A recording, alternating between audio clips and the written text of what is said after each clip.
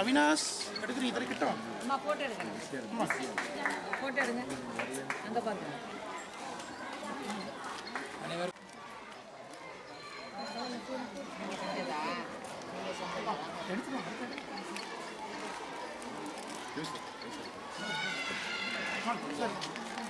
முனிசிபாலிட்டிலாம் Ravichandran sir போடுங்க, இவர் போடுங்க.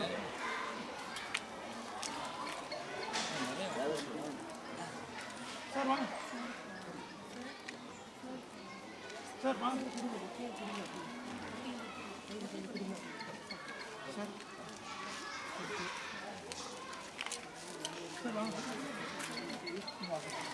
திருவள்ளுவர் நமக்கு என்ன சொல்லியிருக்கிறார் அம்மா? மிக அருமையாக ஒரு சொற்பொழிவை நிகழ்த்தினாங்க. ஒரு மாணவி மிக அருமையாக சொன்னார்கள். அதாவது திருவள்ளுவர் இன்றைக்கு உலக மக்களுக்கு ஒரு நெறியாளராக வழிகாட்டியாக விளங்குகின்றார். உலக பொதுமறை சாதி சமய மத மொழி இன வேறுபாடின்றி உலக பொது சட்டத்தை தந்தவர். எப்படி வாழணும், அதாவது சட்டம்ங்கிறது அது வேற, தண்டனை கொடுக்காது. இவர் நம்ம எப்படி வாழ வேண்டும் என்பதற்காக ஒரு சட்டத்தை, ஒரு நூலை பொதுமறையாக உலக மக்களுக்கு வழங்கியிருக்கிறார். நம்ம அது தமிழில் அவர், அதாவது வள்ளுவன் தன்னை உலகிற்கே தந்து வான்புகழ் கொண்ட தமிழ்நாடு என்று பாரதியார் பாடுகிறார். நாம கொடுத்து வைத்திருக்கிறோம். வள்ளுவர் நம்மளுடைய தமிழராக பிறந்தது, தமிழ் மொழியில் அந்த நூலை இயற்றியது நமக்கு கிடைத்த பெருமை. அதனாலதான் வள்ளுவன் பிறந்ததனால் தமிழ்நாட்டுக்கு என்ன பெருமை என்று கேட்டால், வள்ளுவனை உலகிற்கு தந்ததனால் வான்புகழ் கொண்டதாம் தமிழ்நாடு. இதை விட வேற என்ன நமக்கு சான்று வேணும்? அத்தகைய சிறப்புடைய திருக்குறளை இங்க இருக்கக்கூடிய மாணவ செல்வங்கள் நாள்தோறும், அதாவது காலையில் எழுந்தவுடன் நூலைப்படி சங்கத்தமிழ் நூலைப்படி, காலையில் படி கடுமகள் படி என்று பாவேந்தர் பாரதிதாசன் பாடுறார். அதே போல நீங்கள் காலையில் எழுந்தவுடனே கண் விழித்தவுடன் நீதி நூல்களை எப்படி படிக்கின்றீர்களோ அதே போல இங்கு உள்ள பள்ளிக்கு வருகின்ற பொழுது மாணவ செல்வங்கள் நாள்தோறும் திருக்குறளை ஓதாமல் ஒரு நாளும் இருக்க வேண்டாம் என்று சொல்லக்கூடிய அந்த பாடலுக்கு ஏற்ப நீங்கள் திருக்குறளை நாள்தோறும் வாசிக்க வேண்டும். வாசித்தால் மட்டும் போதாது, அதன்படி நடக்க வேண்டும். அதனாலதான் வள்ளுவர் என்ன சொல்றாரு கேட்டீங்கன்னா, கற்க கசடர கற்க, கற்கத கசடர கற்பவை கற்றபின் நிற்க அதற்கு கற்றுவிட்டு மார்க் வாங்கிட்டு சர்டிபிகேட் வாங்கிட்டு போறது இல்லை, அதன்படி வாழ வேண்டும். இப்ப நம்மளுடைய சுந்தரேசன் ஐயா அவர்கள் தன்னுடைய குழந்தைகளை உருவாக்கி அவரும் மிக சிறப்பாக பணிகளை செய்து இப்பொழுது மக்களுக்காக, மாணவர்களுக்காக இங்க மலையக மக்கள், அதுவும் மலையக மக்களுடைய, மலையகம் என்பது அவருக்கு எப்படி சைவம் தமிழ் 2 கண்கள் சொன்னார். ஆனால் இப்பொழுது அவருடைய உள்ளமெல்லாம் மலையக மக்களினுடைய மாணவ செல்வங்களுடைய வளர்ச்சியையும் உயர்வையும் தான் ஒரே நோக்கமாக கொண்டிருக்கிறார். அந்த வகையில் இலக்கோடு பயணிக்கிறார். உங்களுக்கு தெரியாத ஒரு செய்தி இங்க நான் பகிர்ந்து கொள்ள விரும்புகின்றேன். நேற்று சிவபூமியில் ஒருவர் சாந்தி அப்படிங்கிறவங்க சமைச்சு கொடுத்தாங்க. அவர்களுடைய குழந்தை மிக சிறப்பாக நீதி நூலை ஒப்பிச்சாங்க. கேட்டாங்க ஐயா, அவருடைய அம்மா குவைத்துல இருக்காங்களாம். ஐயா உடனே சொன்ன வார்த்தை என்ன தெரியுங்களா? அதான் எனக்கு ரொம்ப மனசு நெகிழ்ச்சியாக இருந்தது. இந்த குழந்தையுடைய 2வது 3வது படிக்கிறேன்னு நினைக்கிறேன், அந்த குழந்தையுடைய கல்வி செலவை நாம ஏற்றுக்குவோமான்னு சொல்லிட்டு அவங்க பாட்டின்னு நினைக்கிறாங்க இருக்கிறாங்க. அங்க அம்மா வெளிநாட்டுல இருக்காங்க. அந்த செலவை நம்ம ஏற்றுக்கொண்டு நான் படிக்க வைப்போம் சொல்லிவிட்டு சொன்ன செய்தியை நான் இங்கு பகிர்கின்றேன். 2 லட்சத்தை நான் வங்கியில் போட்டுறேம்மா, நான் இருந்தால் இல்லாவிட்டாலும் நீங்கள் அதை பார்த்துக் கொள்ள வேண்டும் என்று சொன்னார்கள். நான் அப்படியே உள்ள நெகிழ்ந்து விட்டேன். நினைச்சு பாருங்க, அதாவது வந்த இடத்தில் கூட அந்த குழந்தையினுடைய கல்விக்காக ஐயா செய்த அந்த செயல் எங்கள் உள்ளத்தை நேரு செய்தது. அதே போல புத்தராம்பட்டி நேரு நினைவு கல்லூரி, அவங்க திண்ணனூர்ல பிறந்தவங்க. அந்த கல்லூரியில ஒரு நிகழ்ச்சி, தொல்காப்பியர் கருத்தரங்கம், திருக்குறளையும் தொல்காப்பியத்தையும் இணைத்து நடத்தினார்கள். அங்க வந்திருந்தப்ப நான் என்னுடைய மகன் திருமணம், அவ்வளவு நெருக்கடிக்கு இடையிலும் நீங்கள் வந்தே ஆக வேண்டும் அப்படின்னு சொன்னாங்க. சரிங்க, நான் என்னுடைய நேரத்துக்கு தகுந்த மாதிரி நான் சொற்பொழிவை நிகழ்த்தி விட்டு வந்து விடுகிறேன் என்று சொன்னேன். அங்க 8 குழந்தைகளை நேரு நினைவு கல்லூரியில ஐயா அவர்கள் படிக்க வைக்கிறாங்க. அந்த குழந்தைகளாம் அம்மா ஐயா காலில் இப்படி இங்க குழந்தைகள் ஆசீர்வாதம் பெற்றார்கள். அங்க எல்லா குழந்தைகளும் கல்லூரியில படிக்கிறாங்க.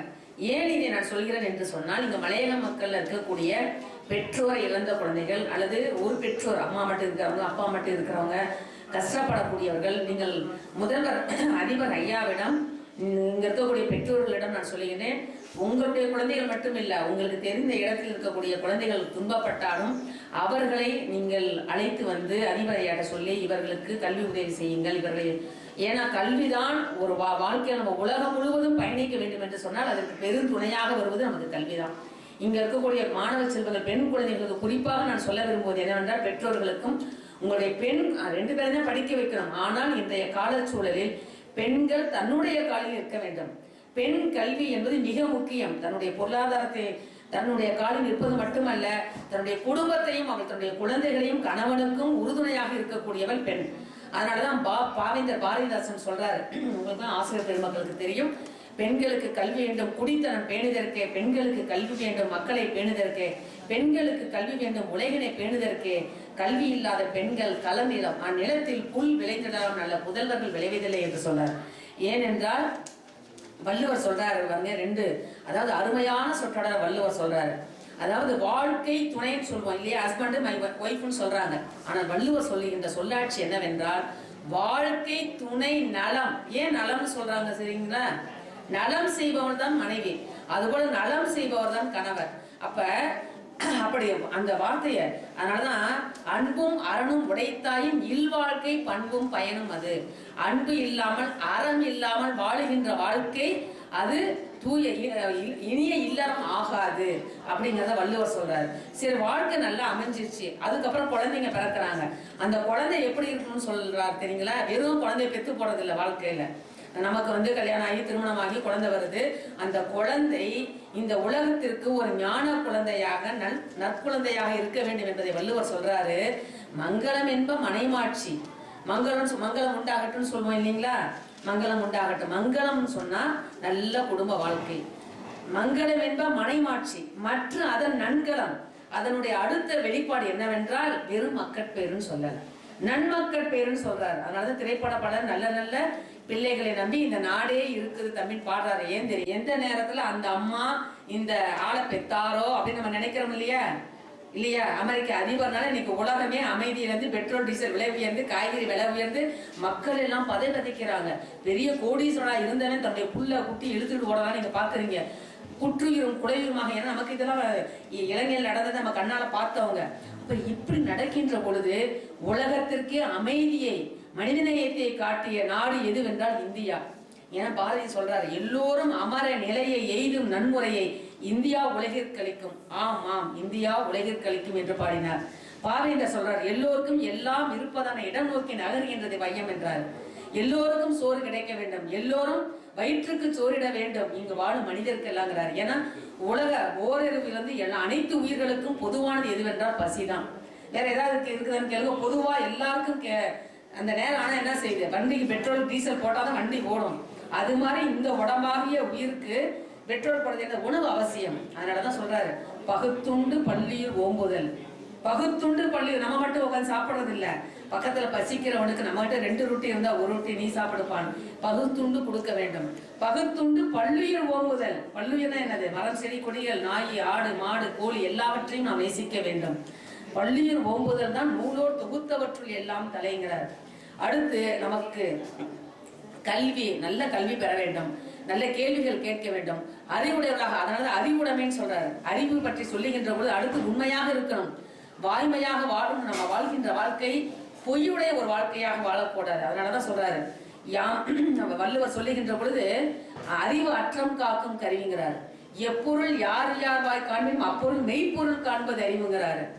எப்பொருள் எத்தன்மை தாயினும் அப்பொருள் மெய்ப்பொருள் காண்பது. நீங்க இந்த இடத்துல மெய்ப்பொருள் என்ன சொல்றாருன்றத நீங்க சிந்திக்க வேண்டும். மெய்ப்பொருள் என்று சொன்னால் உண்மை பொருள். மகாத்மா சொல்லியிருக்காரு இல்லையா, கண்ணால் காண்பதும் பொய், காதால் கேட்பதும் பொய். அப்ப கண்ணு முடிக்கிறார், வாயை பத்தியா காதை பத்தியார். அப்ப என்னது? ஒரு நிகழ்ச்சியை பார்த்துட்டு ஐயா படிச்சா இதெல்லாம் பொய்யுமா, இதெல்லாம் தவறா சித்தரிக்கிறாங்க ஏஐ தொழில்நுட்பத்தினர். நம்மளை இந்த உலகம் பயமுறுத்தி கொண்டிருக்கிறது.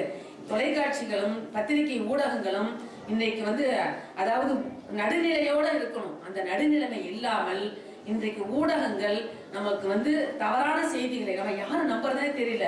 யார் நல்லவங்க யார் கெட்டவங்கன்னு தெரியல. அதனாலதான் சொல்றாரு வள்ளுவர் சொல்லுகின்ற பொழுது, எல்லா விளக்கும் விளக்கல்ல, சான்றோருக்கு பொய்யா விளக்கே விளக்குங்கிறார். சான்றோர் ஆன்று அவிந்து அடங்கிய கொள்கை சான்றோர் எப்படி இருப்பாங்க என்று சொன்னால், மனத்துக்கண் மாசு இளநாதல். மனத்துல மாசு இல்லாமல் இருக்க வேண்டும். அதனாலதான் திருமூலர் சொல்றாரு, என்ன சொல்றாரு, மறைமொழிதானே மந்திரம் என்பை என்று திருவள்ளுவர் சொல்றாரு. இவர் என்ன சொல்றாருன்னா, அதாவது நம்ம வந்து மனம் தூயவராக இருந்தால் தக்கார் தகவலார் என்பது அவரவர் எச்சத்தால் காணப்படுங்கிறார்.